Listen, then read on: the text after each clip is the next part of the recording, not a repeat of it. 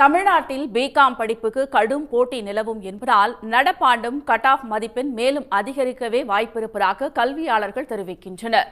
குறிப்பாக வணிகவியல் பாடத்தில் கடந்த ஆண்டு 5678 பேர் சென்டம் வாங்கியிருந்த நிலையில் இந்த ஆண்டு அதன் எண்ணிக்கை 6142ஆக உயர்ந்திருக்கிறது.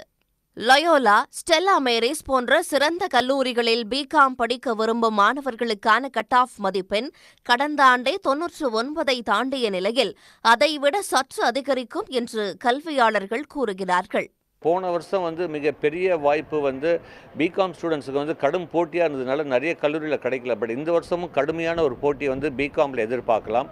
காரணம் என்ன அப்படின்னு பார்த்தீங்கன்னா, number of centum, number of students performance ரொம்ப ஜாஸ்தியாக இருக்குது.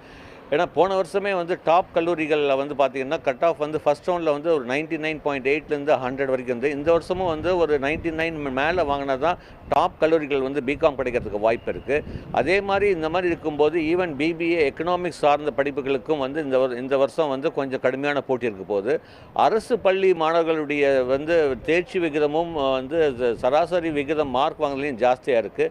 ஸோ அவங்களும் அந்த 7.5% அரசு ஒதுக்கீடுகள் பார்த்தீங்கன்னா பிகாமுக்கு அதுலேயும் கடுமையான போட்டி இருக்க போகிறது.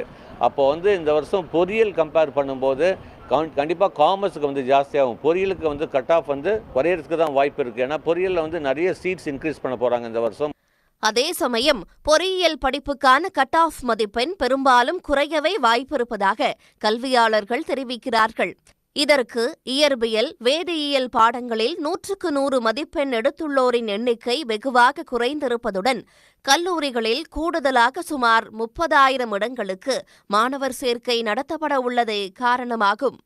சென்ற வருடத்தை கம்பேர் பண்றப்ப இந்த வருஷம் 195க்கு மேல கட் ஆஃப் குறைவதற்கு வாய்ப்பு இருக்கு. ஏனென்றால் கெமிஸ்ட்ரிக்கான சென்டம் அதிக அளவில் குறைஞ்சிருக்கிறதுனால இந்த இம்பாக்ட் இருக்கு. ஆனால் 180, 170 என்று வரும் பொழுது சென்ற வருடத்த கட் ஆஃப்க்கும் இந்த வருஷ கட் ஆஃப்க்கும் மிக அதிக வேறுபாடுகள் இருக்காது.